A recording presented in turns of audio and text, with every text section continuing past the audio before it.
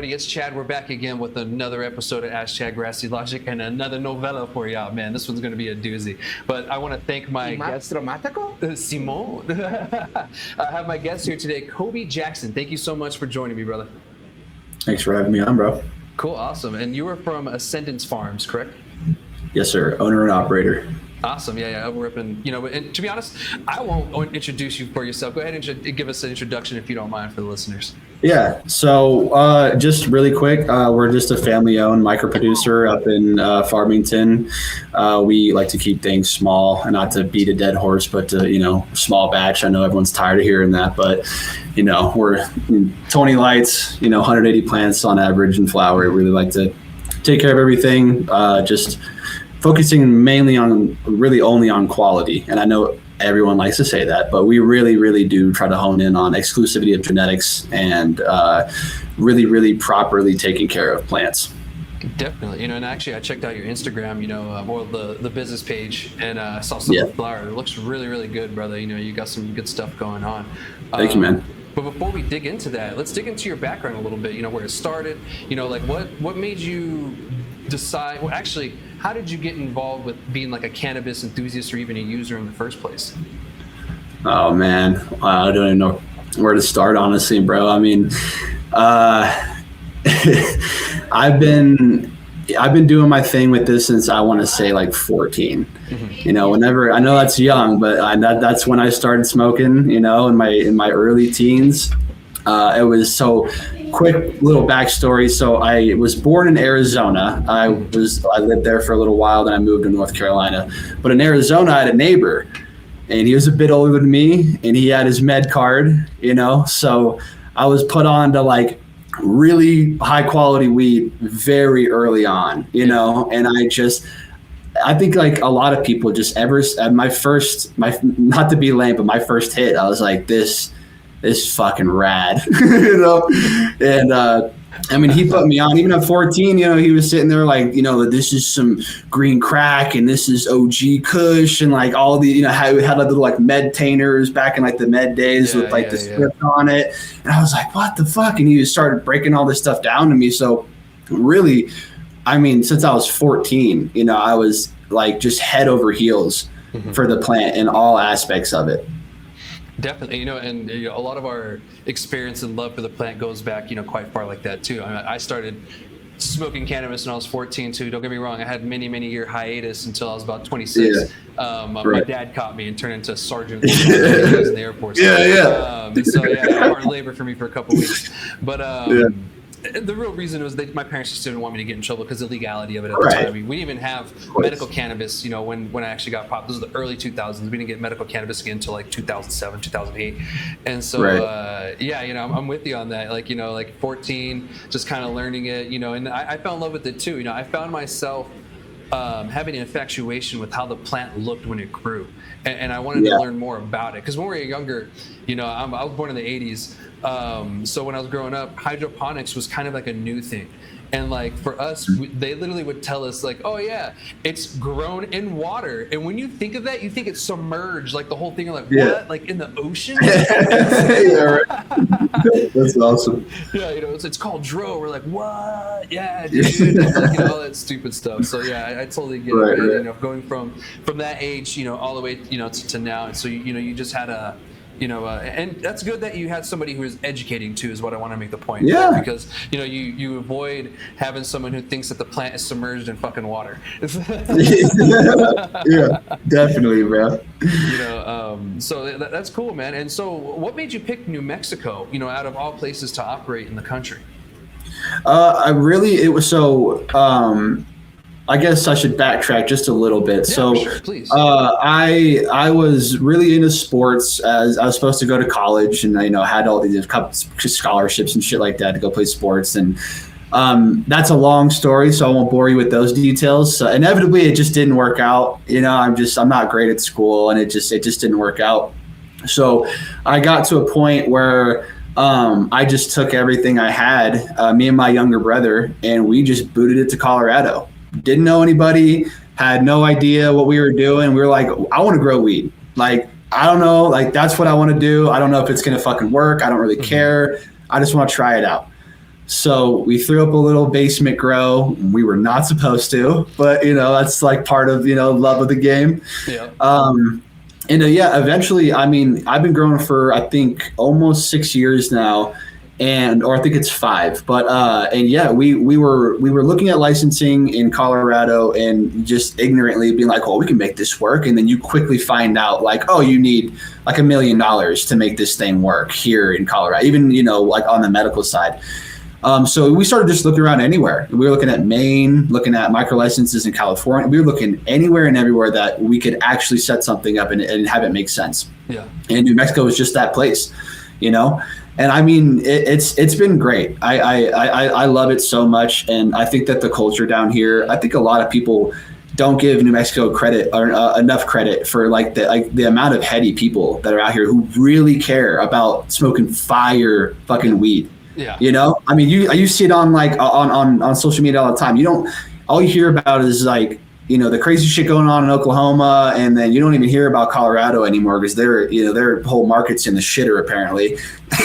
Especially up in Denver, man. Oh yeah. And so it was just so cool to see how they opened up the licensing here, and how they just like we were talking about earlier. Like, I mean, I don't think that there's many people doing micro licenses like they are, like how they do it in New Mexico. No. They make it so available. I think I'm going to parrot something from somebody I heard here locally, but he was like, you can get a license if you have a fucking one shoe on and a stick of bubble gum. Like, it doesn't even matter. I don't know. I don't remember who said that, but yeah, but I was like, that's like, it's funny if you take that, you can take that kind of both ways, but I love it. I'm just like, dude, Let people fail, let people win. Like like you were saying, it's a free market, and I think that's exactly how it should be. So that was the allure to New Mexico specifically, But yeah, definitely, because and you're in Farmington, right? Yes, sir. Yeah. So, I mean, and that's an interesting area on its own. You're in the Four Corners region. You got Colorado right there, Utah and Arizona, and you got two legal states right there, and one with a shitty medical program. And then you got the tribes right there in the northwest part of the state as well too. Bleeding into Arizona and all that stuff. Yeah. And so you're in an interesting area, and you really took to it, which is crazy because I've been to that part of the state, and it's an interesting part of the state. Very very when interesting. You get into certain areas, don't get me wrong, very pretty when you get, especially once you get closer to the Colorado border, it starts to kind of change the landscape. It's gorgeous. My brother's, out in that area, and it's cool that you've embraced the open competition because in my opinion that's real capitalism. Is this a free market? You have a chance. And it's great because people like you get an opportunity because we're so used to these big money players coming into these businesses. Oh, you can only do it if you have $1 billion because this and this and this, and it's only because it was set up that way. If you set it up that way, of course, it's always going to be the big money guys that appear to be the only ones that can do it. When that's not the case, America is about showing up with $50 in your pocket and then all of a sudden creating an empire. That is the American dream, right? Essentially kind of what you tried to do in Colorado, but you learned from your mistakes and you realized, maybe Colorado isn't the place. And you came to New Mexico and said, this is it, Definitely a lot of hard lessons in the basement of Colorado. I could go on for hours talking about funny stories with that one. But that was our start, I mean, it was. I wouldn't change anything about it. I mean, I love that. Like my dad always tells me, he's like, that's where all great things start. I think Amazon started in like a fucking garage or some shit. Like all the big guy, all like the people you see and you may or may not look up to nowadays. They all got their start with some raggedy ass, like they didn't. Because you see it all the time. These big players that come in, they're like, "Oh, we have $20 million in backing," and you still couldn't fucking figure it out, because. Right, exactly. And that's what one more thing. That's what I love about the industry so much is it's like a lot of industries. If you can sit there and bleed like financially until until you either just wait out the competition or you buy out the competition or whatever. You can't do that. You just simply cannot do that in the cannabis market. You can't if you don't love the plant. And you don't really want to hone in on quality, whatever it is, whether you're fucking doing pre-rolls, carts, weed, it doesn't matter. Right? That is like the cornerstone of the industry at the center of it. I think that it's easy to get strayed away and with all the fucking internet drama and this and that and that. But at the end of the day, people want to smoke good weed. Yes. And that's verbatim. So I love that. That's my favorite part about it. Yeah, me too. I'm glad you bring that up, because, quality is one thing that New Mexico was lacking for the longest time. And that on the legal market, on the patient side and everything, the very micro side and the underground market, there was always fire. There was always great growers in New Mexico. It's just now they have an opportunity to shine and actually show people what they can do.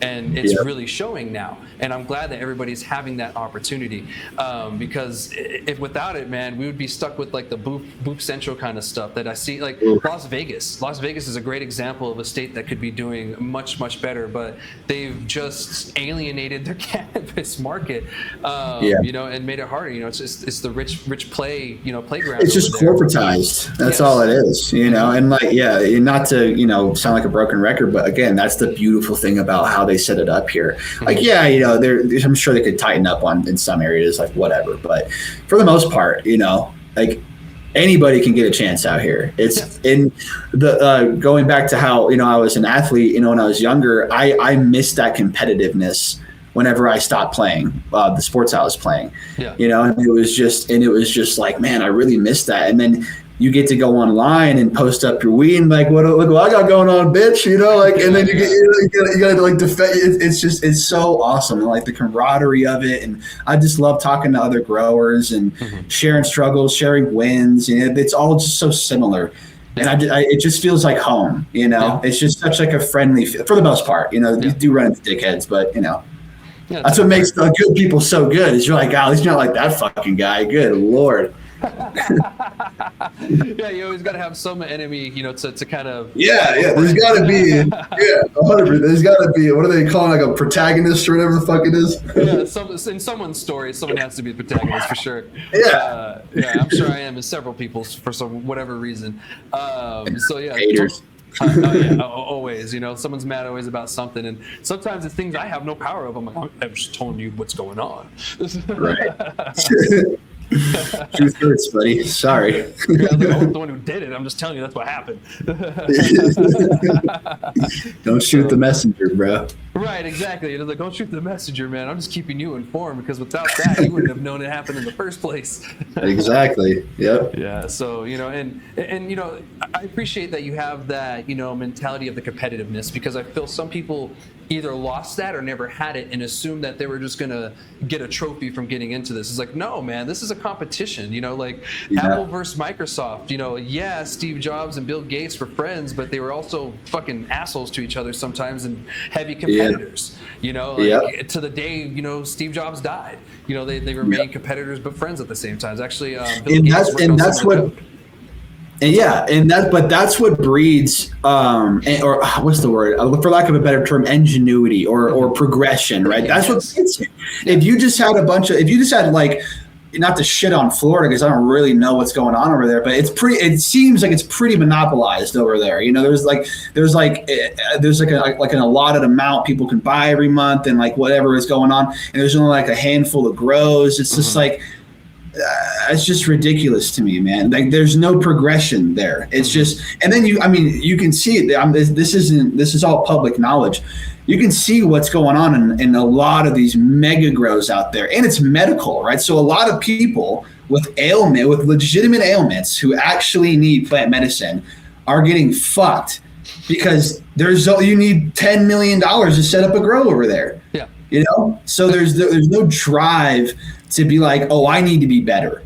Mm-hmm. I need to do this differently. I need to spend more on nutrients. I need to not cheap out on this or that. Because if I want to survive, I have to be like the fucking best I can possibly be.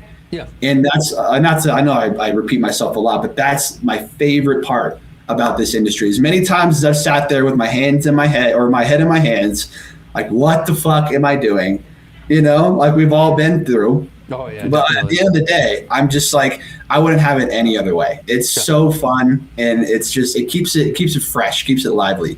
Definitely, and competition drives innovation as well. Like you don't get great innovation without someone pushing you to do it. You get stagnation. and you get the same shit over and over and over. It's not until someone comes in and pops you in the mouth a couple times do you go, oh shit, I need to do something better. And I gotta lock in. Sometimes that's all you need, and bam, fire, or bam, kick their ass, or maybe you get your ass kicked and come back later and do something better. Who knows? But sometimes that's what's needed for things to get better, for the product to get better. And in New Mexico, the product is getting better, and slowly but surely, the consumer is starting to notice that I don't want booth. People got away with that the first couple of years of legalization here in New Mexico. You could have, and don't get me wrong, you still kind of can. But at the same time, it started to change, and the consumer, the common consumer, is starting to wake up and go, this kind of sucks, I wonder if there's anything better. And they're starting to look, and to other places, dispensaries and other brands that they're noticing, holy shit, it's a little bit better if I try this and this, or if I pay just a little bit more, I get a better quality, and it actually lasts me longer. So like, instead of buying a $20 ounce of shake that you're sitting there smoking, trying to fill something with, you get an eighth of something really, really good. You don't even have to finish the whole bowl sometimes, because one, your tolerance isn't that high because you've been smoking shit. But two, shit, I've been smoking for 10 years, more, 12 years. I still kind of get panic attacks when I so sometimes, man, I'm like, I feel like I smoke a lot less now, like with just constantly trying to improve my stuff. I'm like, whew, I did not need that last hit, because now I'm going to be nonverbal for the next 2 hours. Someone comes outside, like when I was in Washington, props to them, a lot of their weed is, stayed pretty consistent. The terpenes are, phenomenal now. They were kind of hit and miss sometimes, but I feel like it's kind of dialed in. I was sitting there and I smoked, and I guess I haven't been smoking as much terpy shit that I thought I was. I was sitting there smoking the bowl, and I was like, oh man, I'm fucking high. Like, that realization that you have, like, oh shit. You look around like, oh fuck, dude. Like, oh, what time is it? What planet am I on? Exactly. How am I going to get back to Earth? Yep. So, but I appreciate the dialogue and everything, man. It's great, and I really want to talk more about your business and everything too, because I could sit here and talk all day about the licensing we did and all this other stuff. So let's get people to know your business a little bit. So, where'd the name Ascendance come from? It's actually my dad. This is actually, I love this story. I think we were getting Wendy's or some shit. I don't know what we were doing, but I was telling him I told him just like you, I got caught smoking weed, ass whooping, all that, just like everyone else, right? Yeah. And then eventually, you turn into an adult, what can they do?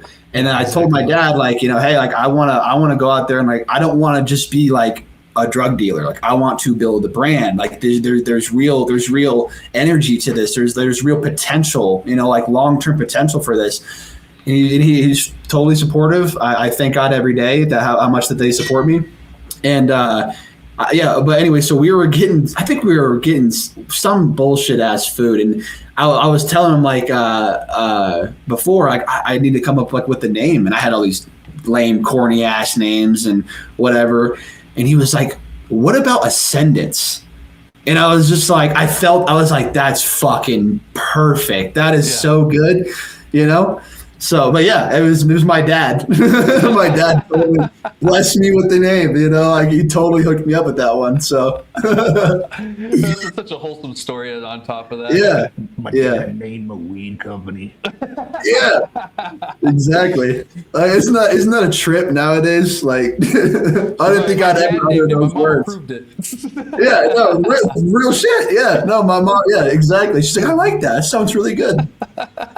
So mom solidified it. Oh yeah, 100%. Yeah, well, that's good, man. I'm glad that they're really backing you on this journey that you're in and everything. And how long have you been in operation? I think we're coming up on 3 years. But side note, this is actually a great segue into something I wanted to talk about just really briefly. For sure. So we got shut down for a year, not by the CCD or anything like that. We had a problem with our odor because we were out. Have you ever been to Farmington? Once or twice, actually, not too many. Yeah. times. So you know how small downtown is, right? Yeah. The one street, right? Yeah. So we were a street down. So there's Main Street and there's Broadway. We were on Broadway, And our grow, again, we didn't have a lot of money coming into this thing. We don't have, $1 billion backing us to build out state-of-the-art rooms. It was the most hodgepodge-ass room you've ever seen in your life. It was just 5 tables and 20 lights. We're like, all right, let's send it, And we did. So there was no odor control, like none at all, right? So, I'm not going to sit here and hate on the guy who got us in trouble because, he had his reasons or whatever. It's okay. But yeah, so the city kind of came in and was like, hey, so we got a court order. It was like, hey, we're getting all these complaints from this one guy. You guys got to come in and like plead your case or something, right? And so I was like, well, that's not fucking good, obviously. Yeah. And so we started going through litigation. It never actually went to court because they gave us 2 options. Like, you can drag this into court and risk losing your SOP indefinitely, and then now you're just fucked, right? Yeah. Or you can bounce, right? So we just were like, okay, and just kind of laid down, which, isn't really like us, but I just felt like it was the best thing to do. And so, we just kind of took it on the chin, shut down. And I'm just now getting set back up. I finally finished the build out, and we're probably on like week 4 of flower right now. So we were shut down. Oh, sorry. I thought it lagged out. Okay. We got shut down last May, and now we're just now full circle a year later coming back into operating. Yeah, and that's unfortunate, man, the smell thing. And the thing that pisses me off about it is several parts of the states there have different smells. Eastern part of New Mexico smells like ass because it's oil. There's nothing but, oil jacks over there. It's the Permian Basin. Where I'm from in Alamogordo, sometimes you smell jet fuel, Air Force Base. You go towards Vado, towards El Paso, it smells like cow shit. There's a bunch of farms everywhere. But everywhere you go, there's always an excuse. That's the smell of money. That's the smell of freedom. Right. That's the smell of green coming in, But when it comes to cannabis, for some reason, it's the biggest issue in the whole world. Dude, people literally would rather smell cow shit. And that's like crazy. That's concerning. It's like, why aren't you complaining about that then? These things are out in the open. There's tons of them, and it makes a whole area.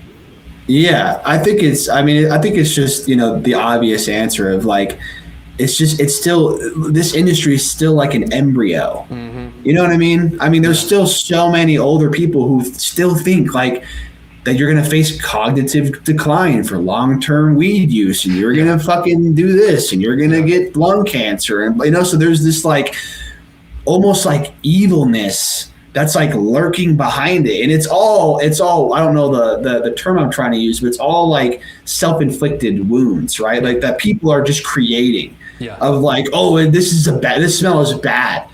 And it's just like, bro, and one more little silly little thing I want to say. I was so upset because, and I'm just parroting something that somebody told me. The fact that the state and the city gave me a permit to grow weed. I don't care how much money you sink into a grow. If you get up close, because it wasn't like the whole block was like, oh my God, they're growing weed. No, it's like my neighbor didn't like the smell of it. Yeah. And that's what got me shut down. So I'm like, that's like giving a bakery a license, but being like, you can't smell like bread outside, bro. It's like, what the fuck are you talking about? Yeah, it's fucking weed. Yeah. And there's nothing in the law that says you have to have smell mitigation at all. No. Yeah, there's nothing in the regulations not. It sounds like they're just being. You probably, if you had more money, could have taken it to court, probably won and all that. Yeah. At the same time, it's grassroots stuff, so you got to do what you got to do to survive. Yeah, exactly. I'm just glad that you're able to get back up and going, man. Well, it's funny, man, because I don't want to sound like that guy, but it worked out in our favor. Shit, we found a better spot, cheaper rent, cooler neighbors. Like, I was like, honestly, thank God. Yeah. Did it suck and did it hurt really bad to not do anything for a year? I was going fucking crazy. You go from just like, wow, like this great achievement. Like I got my license. I can hold it in my hands and go, dude, I am like not a criminal anymore. You know what I mean? That's so stupid that all it takes is some paperwork, paying the government, paying the, right. paying the, They just want their share, man. That's all. Yeah, playing the government cartel. Exactly. And then it's okay. If you don't do that though, the government cartel comes for your heart. Exactly. Yeah. It's so funny. And then not to get off on a mean tangent, but they have had a patent on cannabis I forgot what they did, but the government has patents that have been around since like the 60s on plant medicine regarding cannabis. What are we even talking about right now? And this whole rescheduling stuff and all that shit, it just it's a confusing thing. And I've covered that in the show several times. We separated the plant by definition too many times. We shouldn't have done it the first time with the hemp thing, but then now we did it with the Schedule 3 thing at the medical, and I'm like, oh god, it's only going to get worse. You guys are just going to keep taking parts of it out and just until it's going to be 10 different definitions. And I hope not, at the end of the day, but that's kind of what it feels like. But yeah, let's get on to the business again, I guess. Where is your product found right now for the people that are listening that are curious to try it? Yeah, so right now we are nowhere. But mainly. So mainly, a lot of our stuff goes to places in Albuquerque, like Breaking Bud. I'm so bad. I haven't talked to a lot of these guys in a long time, but you can find it all over the place. But I will say, our stuff does not last long on the shelves because there's just such small drops. Yeah. We don't push crazy parameters. We're not the automation kings. I'm still sitting there hand watering every plant every single fucking day, and we really care about what we're putting in our nutrients. So I'm not over here to trying to get 2.5-3 pounds of light, because you're going to you have to sacrifice quality at that point. I'm not even going to make that an argument. So we don't have crazy yields, but it's like all we care about is the quality and how the end consumer experience. I know everybody likes to say that, but even going into this, before I even grew a plant, I was still I only care about what the person who's smoking this is going to think. I don't give a shit about margins. I don't have some dickhead investor I have to talk to and go, well, why aren't we fucking, I don't have to do any of that. And that's why I'm blessed, right? So I can just kind of do my own thing and, run it like that, so, but where you can find it, sorry, I know I'm so bad at going down on tangents, but a lot of it stays here. Shout out our boys, High Altitude Exotics in Farmington. Those are our family. I love those guys dearly. And then Breaking Bud is a great dispensary that we always do business with. Casa Verde, we just got locked in with them on our last one. Yeah, I love those guys. Yeah, John, those guys are awesome. I don't know if they want me to drop in their names, but anyway, So again, it's not super hard to find, but we're not these big guys where every like Dime, where you can guarantee 90% of the shops have a product from Dime. It's so. But I wish I could have a more concrete answer on where to find it, but it's kind of like a fun scavenger hunt. And that's the beauty of the micro producers here in New Mexico. Yeah. And I say that all the time. It's kind of cool to go to other places in the state because they can only go so far, from the areas, especially with the border check stuff that we deal with. Especially down here, like the north and south, sometimes we don't have each other's products because of that. And I'm glad that you just made it down south this far. So let me know if you need some help getting it down in Sunland Park. Get those texts and some flavor. And it's just such unfortunate that that happens, but it's actually kind of cool because I'll go to different parts of the state. I haven't been here in a long time, and oh yeah, have you checked this out? Never heard of them before. Pop it open, and I'm blown away. It's so loud. You know what I mean? I'm whoa. It's I freaking almost pulled my hair off of my face. That was so loud. I love it. That's exactly what we strive to kind of stuff. What's up? I said that's exactly like the kind of reaction that we strive for with our end consumers. Definitely, dude. I'm glad that you guys, you do that and everything. Another thing that I've noticed is packaging. What do you guys kind of do with packaging? I noticed I saw a glass jar. Is that what you package it in? Yeah, so we don't actually, we just do loose wholesale. Yeah, so I'm just a baseline. I'm a micro producer. Don't ask me for a little pretty pre-packed shit. That's on you, player. I can give you a turkey bag. This is it. right? Here you go. And you do whatever the fuck you want with it, but just don't mess it up, right? So eventually I would love to get into packaging, of course, right? But I right now I'm just kind of relishing in the exclusivity of our product, right? And how it isn't some fancy thing that's going to jump out at you. You know, it's like, you know, you gotta go through all the flavors and, you know, like the deli. That's why I love deli style here, right? Is you get to just pick and choose, and you're like, hey, what's that? Like, I've never heard of like Ascendance before. Yeah. Sorry, I'm flying here, but yeah, it's just. But yeah, so we don't do any packaging. Okay, yeah. I was just kind of asking, and I noticed that, you know, you guys did a collab with some hash holes. Was that like a collab with the flower and the hash, or are you guys thinking about washing as well too, or getting it washed? Yeah, so we've done hash collabs in the past. Things can get kind of sticky with those situations, so we kind of, you know, learned some hard lessons with that kind of stuff. So we kind of are right now kind of trying to stray away from that and just really focus on getting some money together to be able to do that kind of stuff in-house and not have to rely on, you know, people who aren't great people. So yeah, we've dealt with that too as well. You know, with I make hash and everything too. So we deal with, you know, all kinds of people. Sometimes they're good people, sometimes they're not great people, sometimes they just suck at communication. Then it makes the whole situation get even worse and go to shit. So people be doing people things. Yeah, people doing people things. You know, and it's couldn't have said it better. What can we do other than, you know, drive on with the mission and everything? So I'm sorry. Do you? I'm sorry to cut you off. Do you do your own thing with hash, or do you have like a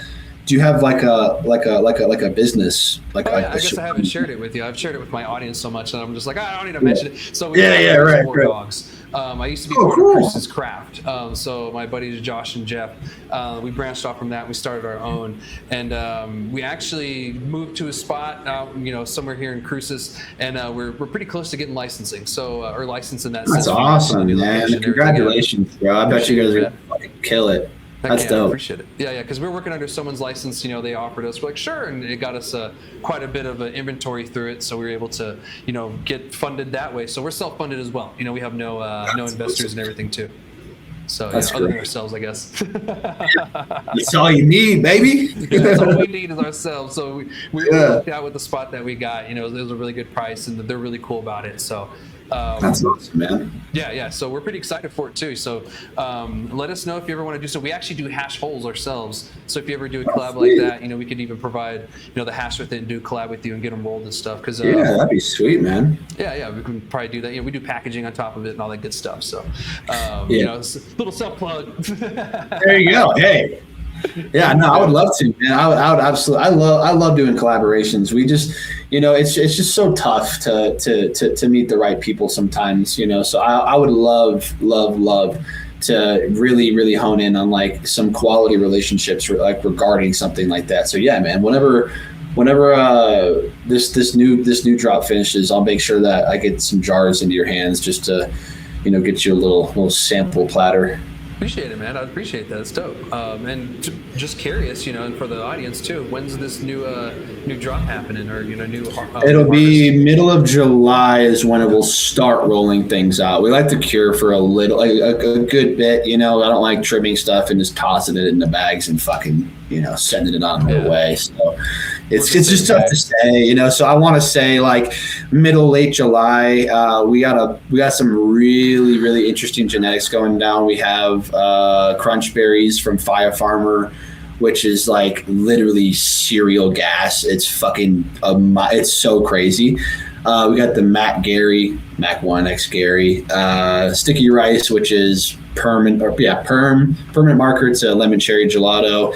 And I know some people might hear lemon cherry gelato and be like, oh, fucking here we go again, right? And this one's good. I've always heard that. yeah, exactly. Yeah, I know I sound like that guy, but like this, I wouldn't have kept it around if I was like, it's just another fucking Runts Cross. You know, this one's really interesting. So it's quickly becoming one of my new favorites, but And we have our classics like our jelly breath that like a lot of people know us for. Sadly, we'll probably be kind of phasing her out just because she's old and she's tired. I've had her, that was one of my first strains. I've had her for 5 years. Oh, man. So she's kind of like, dude, put me on the fucking bench. I'm over it. Right. It's like, I'm done. Just watch me. Just watch me. No, please.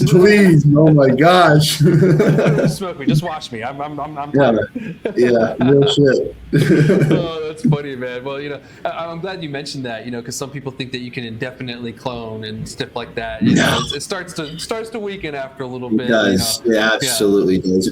We want to put her into TC, tissue culture, eventually, but I don't even know where to start with that. But so if anybody knows how to get that done, please get with me, because that'd be great. I'll help you out a little on the side. I've done some research on it. I haven't done it myself, but I get the gist of it, and I can point you in the right direction and the right people. Sweet. Yeah, that'd be awesome. Definitely, man. I'll get with me after the show for sure. But that's dope, man. It sounds like you have a really great thing going on. You have the young spunk, of course. You have the passion and the drive, and now you've actually learned from your mistakes, because some people haven't learned from any of their mistakes, and they just make the same ones over and over and over and over and over. And that's how we end up with people that have really bad businesses, but they have a lot of money, so the mistakes they make, they can afford to be there. But you can't afford to do that, and I understand. No. I totally get where you're coming from. That you can't afford to fuck up, because that's that's the end of it or a continuation of it. So I wish you nothing but luck, man. And it sounds like you're getting up and going here soon. Like next couple months you'll be getting your product back out there. So are you planning on perpetual harvests every few months, or what are you thinking about? Yeah, so we don't have like a stage room. We have one flower room that we custom built. I wish I could show you guys around the 40-year-old shop. You can look around. I'm in my little secure access room right now. It's not state of the art, dude. It's not the Taj Mahal. It's more like, I don't even have a good name for it. I love it to death, right? I love this shop. We custom built everything, but we have one 20 light room, a tiny little veg space. So, it's really fun to try to, hone in on how we're going to, get a good 5 cycles in a year. We almost never do, because there's always some sort of complication or, whatever may happen. But yeah. Definitely. And speaking of, I forgot to ask this, what method of growing are you using? Is it, hydroponic? Is it, I know you said you water by hand, but you can do cocoa and stuff.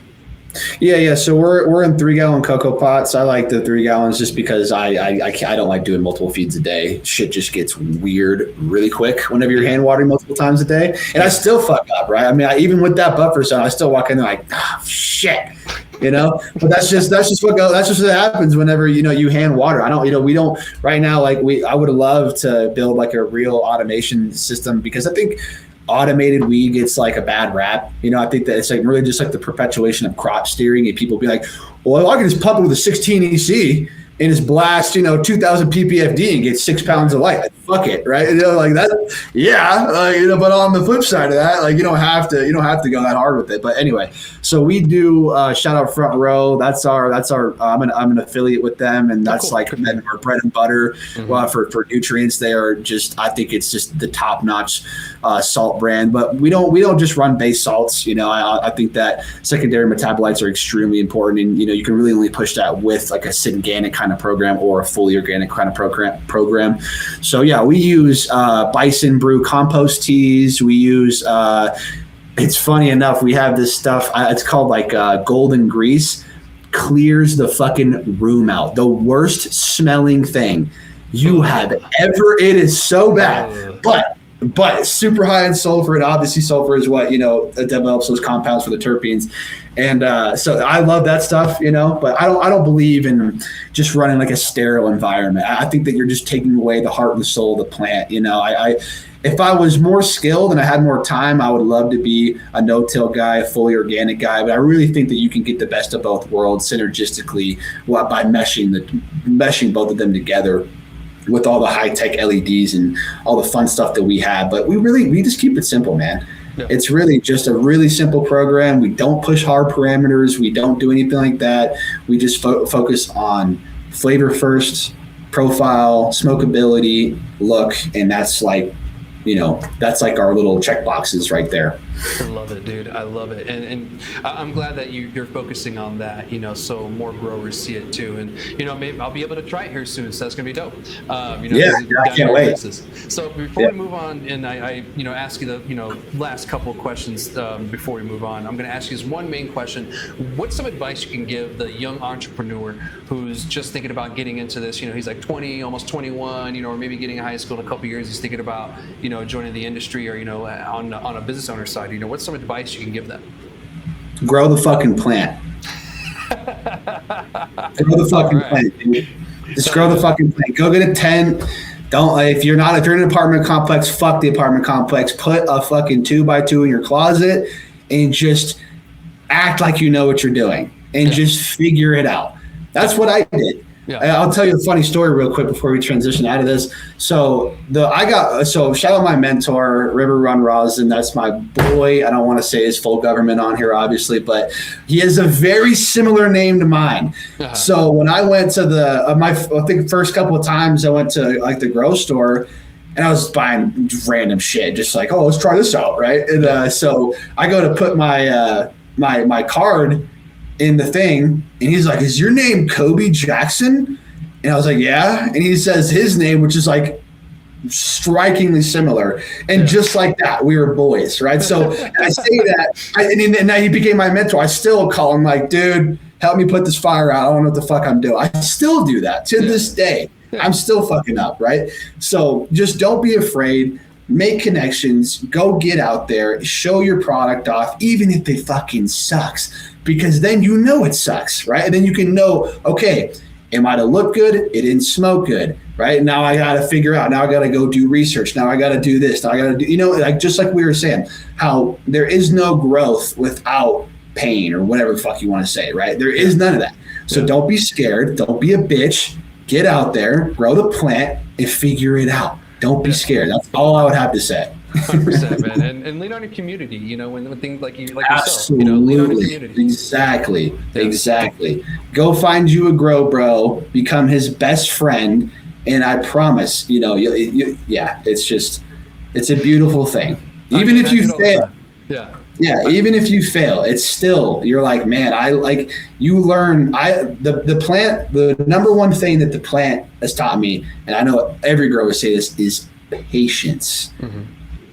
Yeah, I did not, I'm still a pretty short fuse kind of guy, but the plant teaches you like, dude, you gotta calm the fuck down. Putting shit together, like, fuck, it's like, all right. Don't get mad. Just figure it the fuck out. Yep. Exactly. I don't be mad around my babies.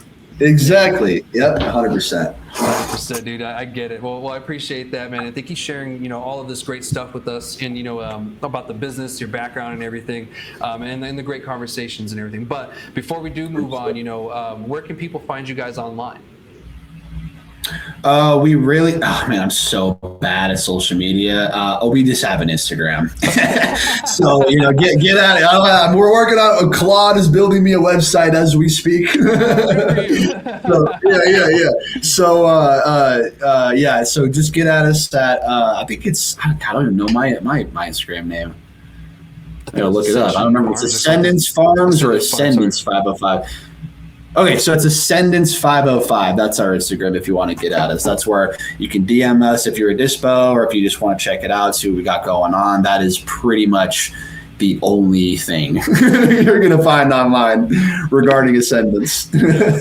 Well, thank you for that. I appreciate it. I'm sure that that'll help the people out trying to find out, what you guys are about, and maybe see some of the product that I've been able to see. So more than luck to you, brother. Keep me, informed what's going on. I'd love to do a little check back on you next season and everything. And so yeah, dude, awesome, man. Heck yeah. Well, let's continue on with the conversation. This next one is actually the next two are quite of a doozy.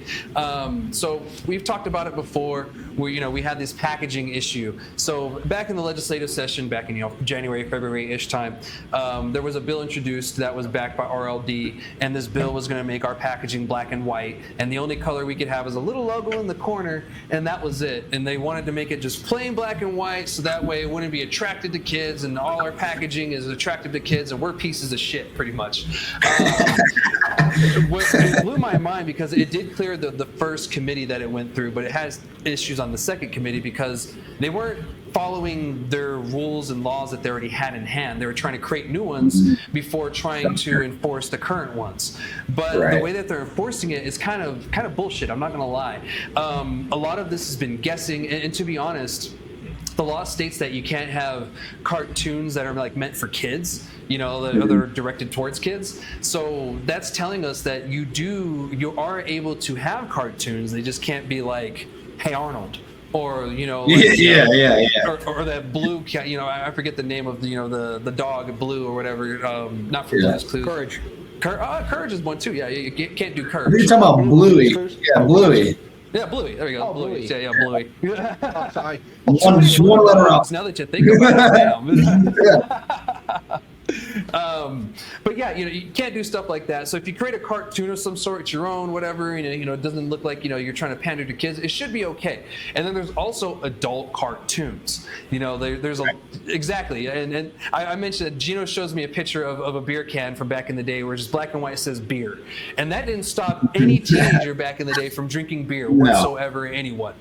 And so this is proof, and there are studies on this, that it doesn't really do much. It only makes you feel like you're doing something. It only makes you feel better. Yeah. So here in New Mexico, that bill didn't pass. It failed. The legislature said, well, use the laws that you have at hand before we go in and create new laws that we don't even know if you're going to use.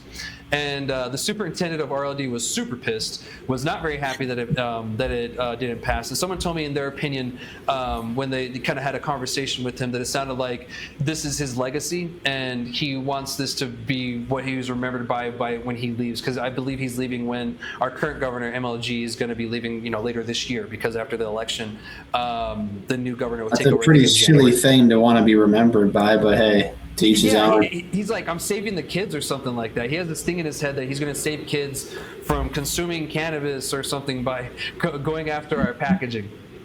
So after it failed, I had a conversation with him, and it was pretty much, him telling me to fuck off. And yeah, I didn't appreciate that. But I approached him with the fact that alcohol is very kid-friendly, and nothing is being done with that. And why don't they go after that? And he told me, well, alcohol is federally legal. It would be a lot harder to go through that because of the laws, this and that. And he just gave me a bunch of bullshit, is what it was. And I'm like, you guys just sued, or a few months later, and now I'm thinking about it, you guys just sued tobacco companies for their vapes. Like, you totally can go after them even if it's federally legal. That's a silly thing to even. That's so silly. Yeah, even during the legislative, during that process and everything, when that bill was going through, I went to Walmart right after that first committee passed it, right? Because there was a senator, or actually it was a House representative. There was a representative that said, well, I used to bring guns in the house and wine in the house, but the wine didn't look like Fruit Loops. And I was like, you sure about that?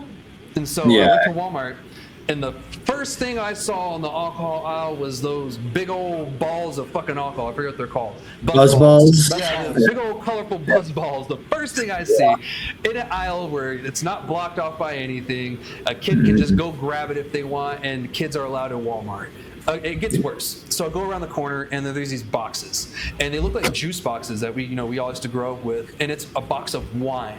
And I was like, this motherfucker. I was like, this looks like Fruit Loops. Like, literally, what you just said was a lie, and I proved it. And there was like juice. Yeah, and there was a microbrewery or a smaller company that had a cartoon dog on there. Very cute dog. Don't get me wrong. I love dogs, but it was a cartoon dog, and they're claiming that cartoons are enticing to kids. If you look at Angry Orchard, it's a cartoon tree, and like I can go on for days. Jarritos, that's another good example. They have a hard soda.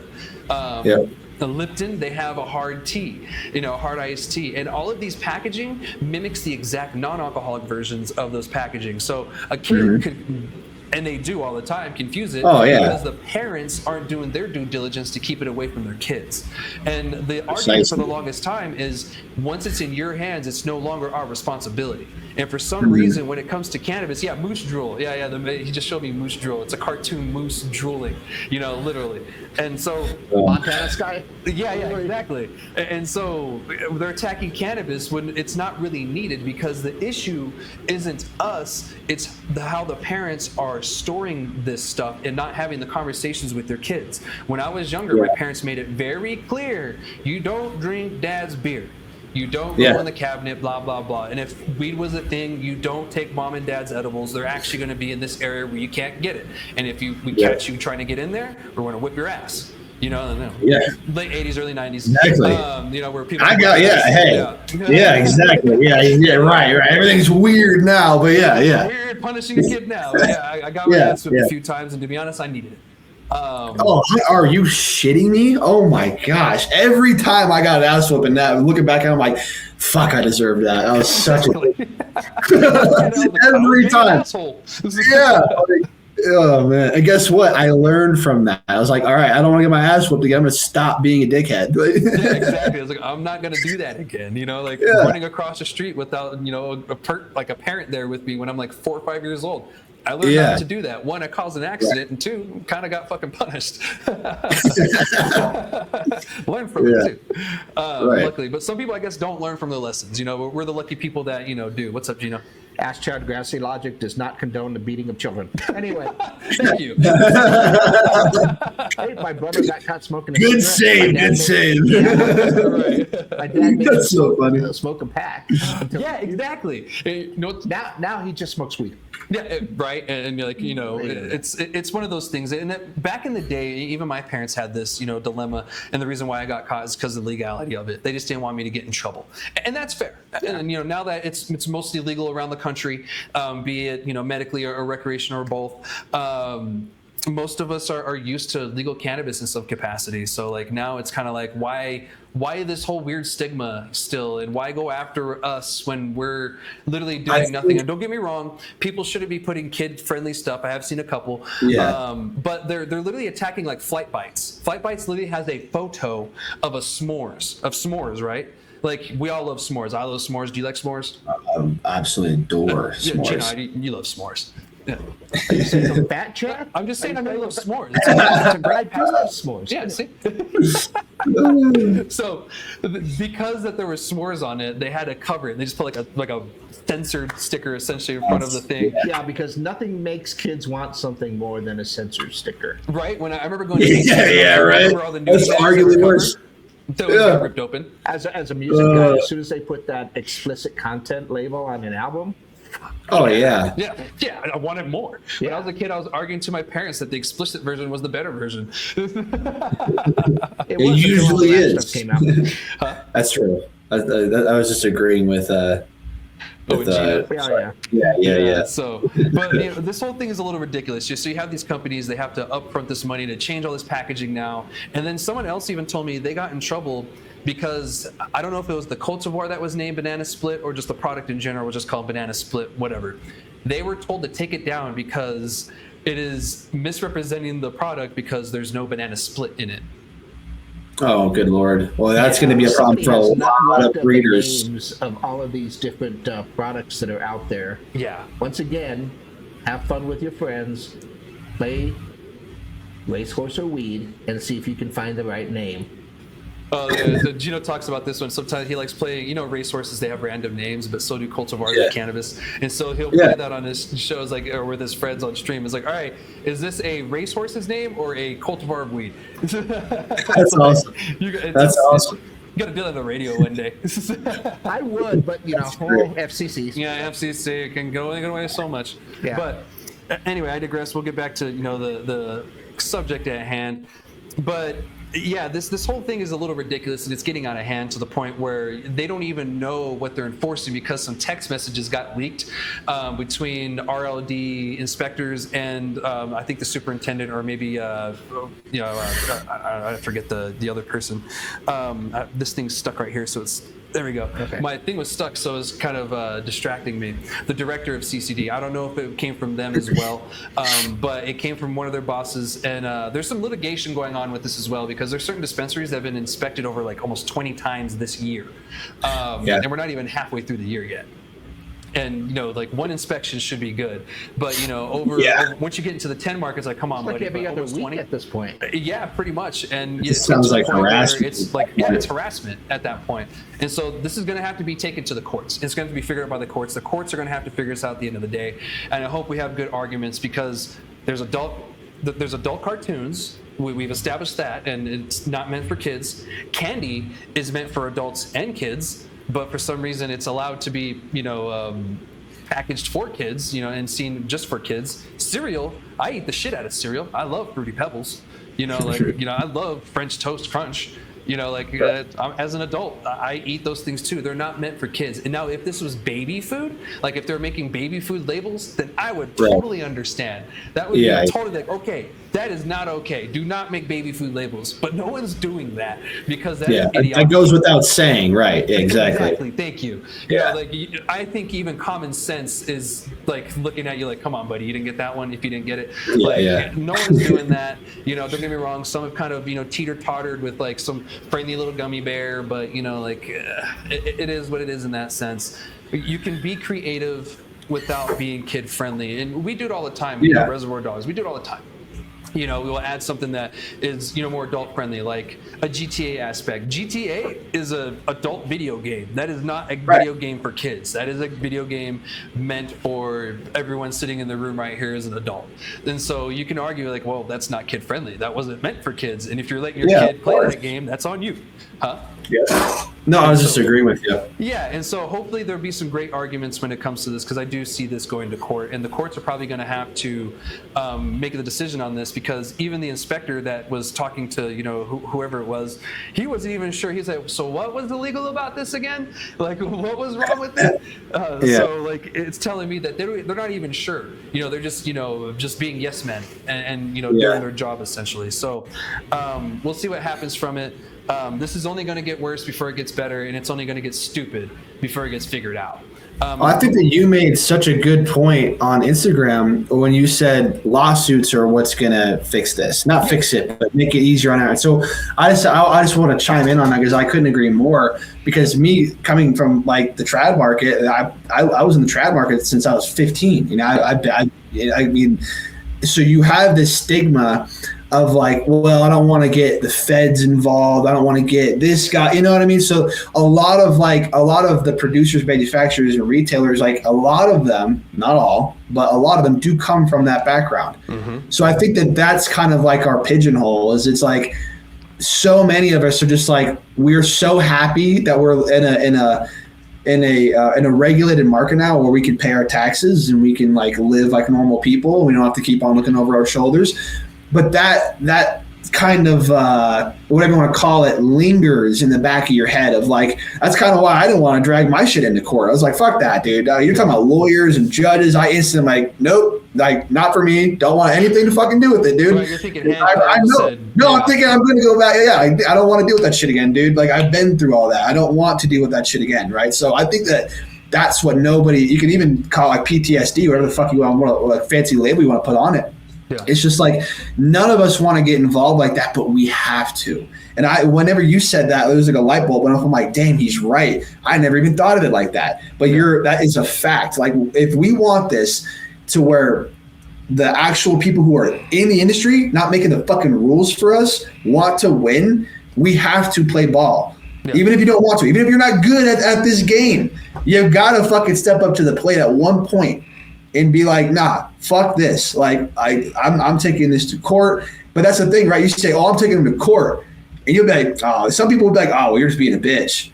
Like, oh, you're working with you know what I mean? It's just like, dude, I have a license now. I don't have to live like that anymore. Mm-hmm. None of us have to live like that anymore.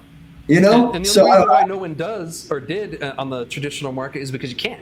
Exactly. You're right. Yeah. What am I going to do? Like, he took 5 pounds from me, officer. He's like, oh, really? Like, you're like an idiot. How many pounds you got left? You're like, oh, yeah, exactly. Shit. Exactly right. So, but it just kind of leads into like the point I was trying to make. It's just like, I really do think that, if we want it's not going to go away overnight. Nothing ever does. But if we want to start to steer the ship in the right direction, because right now it's like we're all on the ship and there's no one fucking driving it. We're all just like, whatever. Like, at least run the shit. cannonballs and just like, it sinks, it sinks. Yeah, I wonder where that's coming from. Like, dude, look, it's right there. Shoot back at them. What the fuck are we doing? Yeah, literally, what are we doing?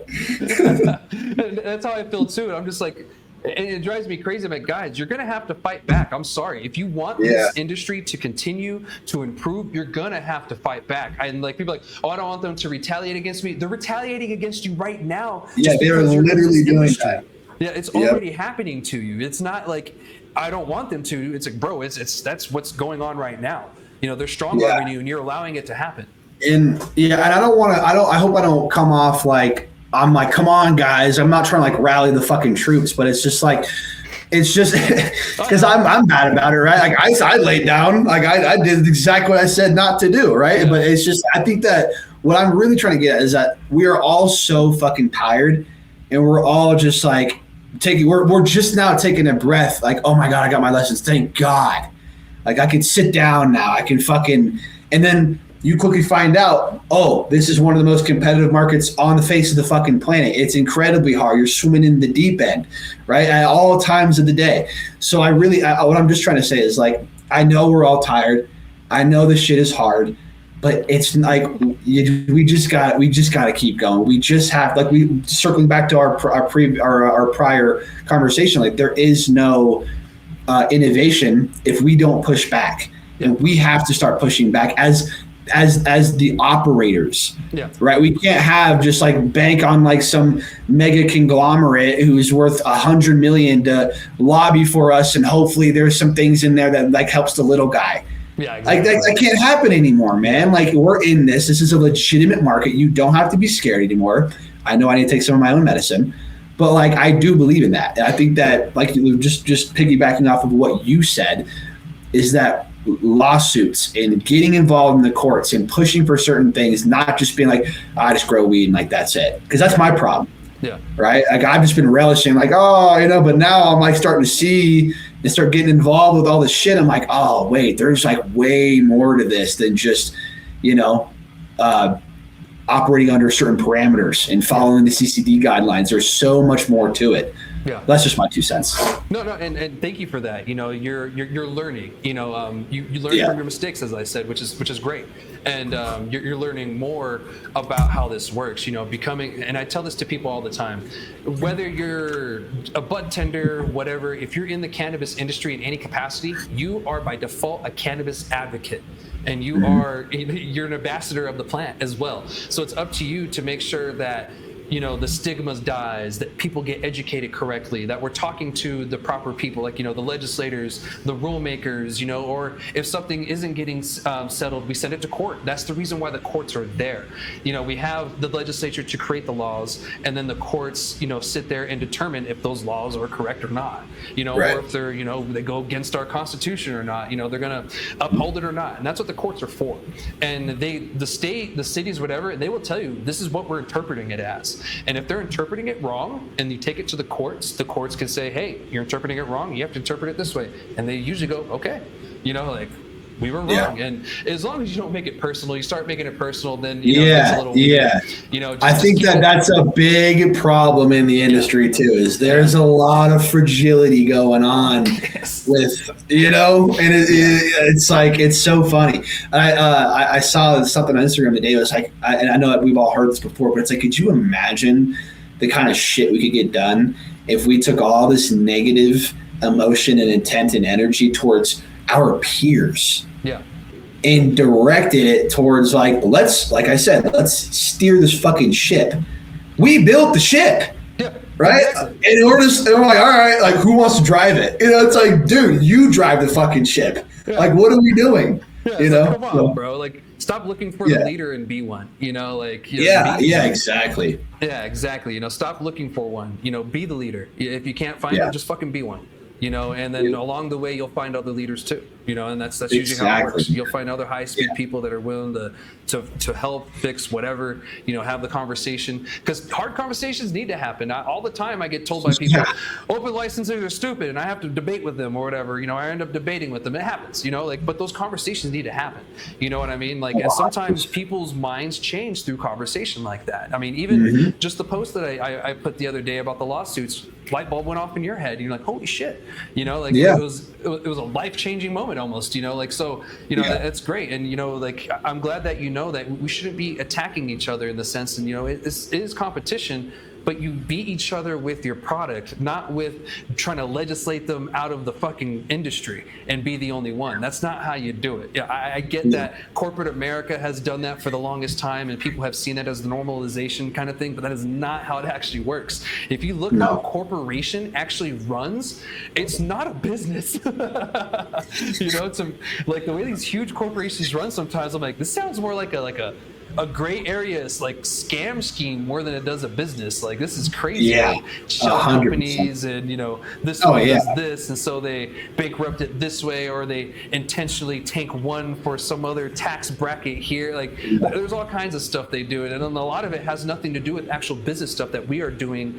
on like the boots on the ground thing, making relationships, creating a great product, putting our product out there. That's not what these corporations are really doing and kind of meant for. They're meant for something different. So when people put this corporation model into their small business, I'm like, that's not gonna work, man. You're gonna shoot yourself in the foot. Like, yeah, exactly. You got to stick to that small business model.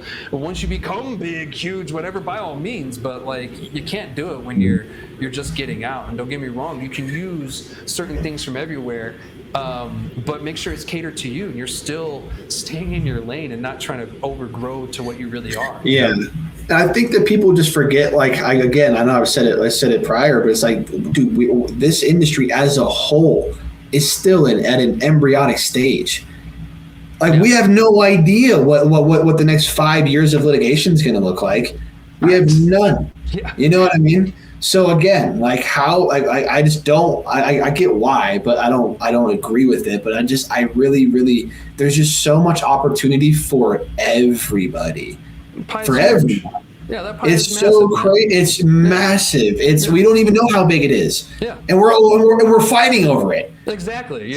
What the fuck are we doing? Like, what are you doing? There's pie to the end of the world, and you're like, I need my share. It's like, dude, fucking relax. All right, like, you're gonna be okay. Slice. You got yours. Yeah. Like. Yes. Yeah. I don't know. You know what this conversation reminds me of? You interviewed Sean over at Deafening Ziploc.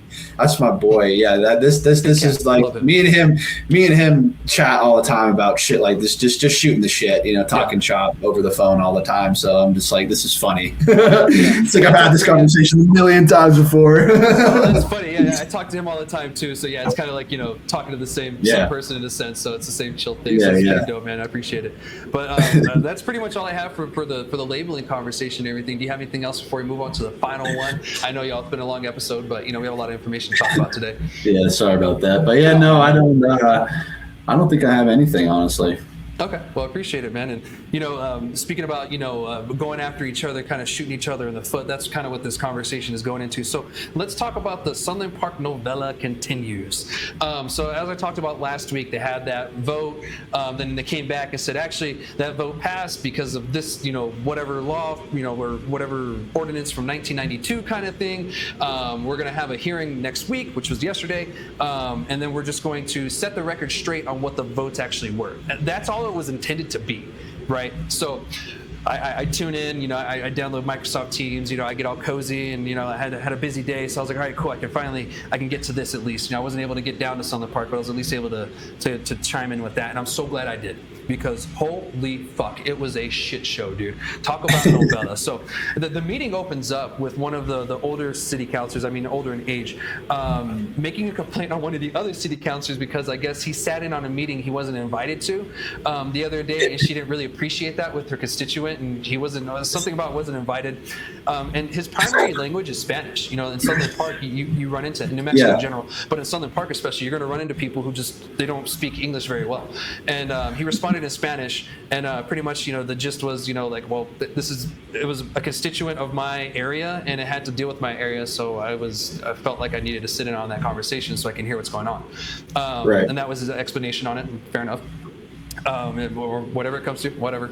But I was like, okay, what the hell? And so his response too, I was like, this is getting spicy already. What the fuck? Before they even like get the meeting going, like things had just barely started. And like the thing about Sunland Park is it's a very corrupt area. New Mexico in general is a very corrupt state, but Sunland Park is probably one of the most corrupt cities in the whole state. It was so bad with their finances and stuff around 2012. The state government took over for a bit, and for about 4 years, the whole state government was running shit. They got rid of a bunch of people who were corrupt and everything, and looks like it didn't really work because they just came back. Yeah, it's a very corrupt area, and there's been issues with, you know, certain competition stuff, like a dispensary owner that's from there won't like it, and so he'll, you know, pretty much rig the votes because he has influence with the city and everything, and have them do shady shit. And the city council, for some reason, doesn't even know their own processes and their rules, because like they're speaking out of order, they're saying things that don't make any sense, and they're trying to, you know, like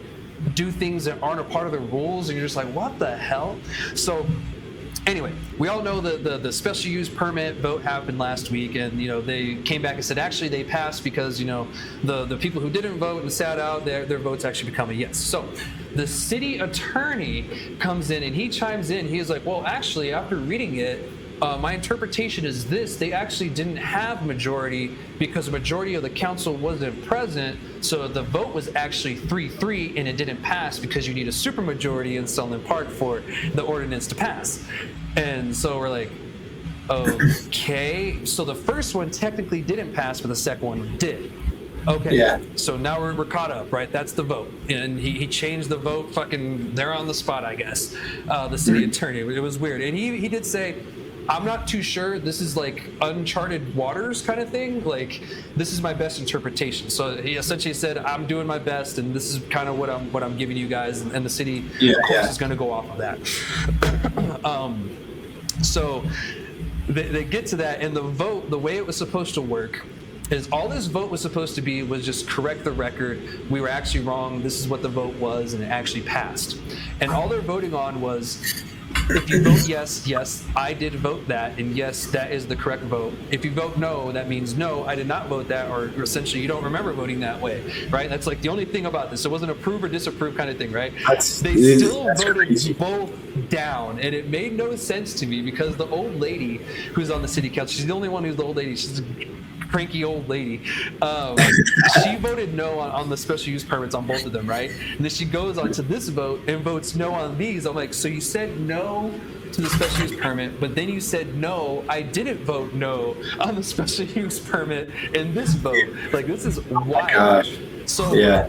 And Gino, we were talking about this before, and Gino, you know, I know you read, you know, the articles. I didn't need to read them because I knew they're going to be like wonky and more than like once you found them. Yeah. Once you were able to find them, I saw them popping up, and I was just like, they said that they were denied again, this and that, and I was like, no, that's not what happened. What happened was the city attorney came in and actually interpreted the rules differently than what they were initially from the day before or the week before. So all of a sudden things have changed and the rules changed, and then all of a sudden the city council didn't understand the rules. Don't get me wrong, there was one city councilor who recused herself and had stepped out of the room in general because she's named in one of the lawsuits that the dispensary that the special use permit is being there for is named in, because this is like the third time they've done this because it's a corrupt shit. They're not following their own rules and laws or the state law in general. Yeah, so I can pretty much hear the lawsuits being drafted, if not already drafted, on their way to show up to them, because this just sounds like just a storm of shit. There was one guy in there, I thought he was part of the city council or something, but I think he was a lawyer. And he was reminding them what they're voting on, this and that. And he was very clear, and he actually made a lot of sense. And, you know, like the city councilors still just for some reason thought they were voting, on a special use permit when it was like, no, you're going against the record of how you actually voted. And to be honest, I don't know what's going to happen with that. And so after the lawyer's done and they did the vote, we had a hot mic. And so I guess the dude who worked for the city, or a lawyer, I don't know what he is. And for my opinion, that's what I took it as. I wasn't too sure, and I didn't look it up because I was just so blown away about everything going on, dude. The tea was hot. Like, there was people accusing each other of shit. There was people talking shit to each other. There was people not following quorum. It was wild. And so at the end of it, you hear him in Spanish. I had one of my friends translate it for me because they were watching too. He pretty much said, "This is the shit they're talking about with the corruption, huh?" And the mayor goes, "Sir, we're going to need you to mute. You can stay professional, blah blah blah." And he said, "Oh, sorry, I was talking to someone else." And to be honest, he probably did that on purpose because that needed to be said. That was some corrupt ass shit. Like, that was one of the most corrupt things I have seen in a long time. And like just the week before was one of the most corrupt things I've seen in a long time. So like, they're just doing whatever they wanted. The old lady, she just does whatever she wants. She doesn't care about rules or laws or any of that. She just, if she thinks it's something, she's just, no, I'm not going to vote it. Like, lady, you know what you're voting on? Yeah. And she doesn't listen. So that's kind of like a weird thing. So with that being said, with all this information, what do you guys think of this situation? What I think is crazy is that what I'm hearing is that they're making it obvious that somebody's in their ear influencing them towards like a specific decision. Yeah, exactly. I mean, therein lies the problem, obviously, right? And it's just, that's just fucking crazy. I mean, like the fact that this is even like the fact that this is even like a conversation that these people are having, and not, I don't know, it feels like they're not really talking about what's really at hand here. It feels like they're just running in fucking circles trying to prolong something, right, that they don't want, that somebody that's probably not even on that panel of whatever the fuck, that's what they're pandering to, right? Yeah, exactly. And it's not the voters, because like some people are like, oh, we don't need no more dispensaries, but they're not telling you exactly what this is for. It's for the independent nation thing, where there's going to be restaurants, bars, cannabis stuff, other little miscellaneous shops, and supposed to be a music venue. I heard it's changed this end, but I hope it didn't, because that's the whole premise why I support it, because we need a music venue in this area for artists to come, local artists or even national and international artists to come to play, because we don't really have the best setup for everything. But if we have something that's catered to this, oh man, it's going to be so cool, And that'd be awesome. There's a couple of things. One, like you said, this is not like a license for a dispensary to put a dispensary up or something like that. It's for that venue, and it was just a zoning thing. Are you going to rezone that area for that venue? Yeah, which would be basically kind of like an amusement type of venue. And they have different addresses, and that's due to legal stuff, but it's all going to be in the same area. In the same venue area, they'll have different addresses. Yeah, basically trying to get someone on the same page for what they can do there and everything else, because obviously, if they're going to have dispensaries in there, all of that would be on New Mexico side. Exactly. And that would be the whole thing. And the other thing, it's kind of like what Coby said, is that obviously someone's in their ear, maybe, and it's very tough to kind of decide whether you would say is this corruption because somebody is whispering, or is it just they don't know what they're doing. It's a mixture of a little bit of all. It's like either. Let's say it sounds like it's negligence and sorry, I'm gonna cut you off. They're playing at being really, really inept that they don't know what's going on. In which case, you voted these people in Sunland Park. I'm just gonna say that, and or they're trying to play at being so bad at something that the whole thing just falls apart. You know? It's like. I can say I don't want to help you clean, so I'm going to do a bad job on it, and you're going to say, please stop, don't clean anymore, go sit down. Yeah, and it's like that thing. Because the city was fine with it up until like some things changed and they announced who was going to be the dispensaries there. Yeah. Once that happened, all of a sudden they were against it. Go. Oh, there's going to be a there you go. Yeah, exactly. There you go. And then like that is clear cut. Like somebody with a lot of fucking money. You know what I mean? Is like, nope. You know, in Mexico, you're not allowed to tell dispensaries no. Like, if they follow all the guidelines of your city and area, you're supposed to let them open. and they're just giving the worst excuses. Like one of them is they're too close to Texas. Pure Life is Sunland Park. We've talked about this on the show before. I showed you guys the map. It's dispensary, map. Texas, and the streets right here. To get into it or leave it, you're hitting Texas either way. So like Yes, they approved yes. that without an issue, but yet they have an issue with this one, and they're trying to say they're cutting corners. And now I'm not in favor of any one dispensary or anything like that. I grow for myself, right? And I do the manufacturing stuff.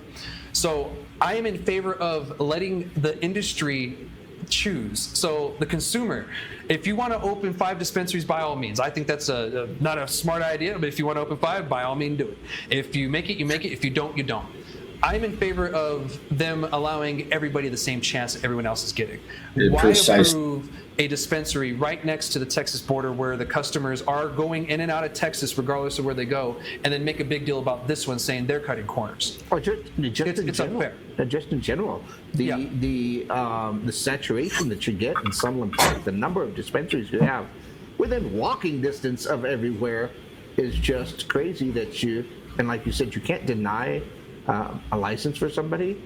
But the fact that this whole thing was just a vote on zoning, and nobody knows that. The people that are reporting that, or the articles, like I said, that I was trying to find, when I could find them, nobody ever mentioned that this was a vote on zoning. Everybody thinks it's just to have dispensaries that are opening up close to Texas. Yeah, and like the cities don't have the power to tell a dispensary no like that. And that's one thing that pisses me off, is the news stations. I tell them over and over again, that's not the way it works. And everyone has that idea because everywhere else that is the case. Like someone the other day mentioned on Facebook here in New Mexico, I got my license, whatever, blah, blah, blah. And it's to someone from another state, some big guy. And he was like, oh, congratulations on the lottery win. And I was like, lottery win? The fuck? I was like, he just had to have teeth essentially, and he got the license, dude. Like, I don't think you know how it works here. Everyone's an assumption that to get a license in cannabis, it's a very stringent, crazy process, and the cities have so much power in it, but they're very limited. And to be honest, this is going to go to court.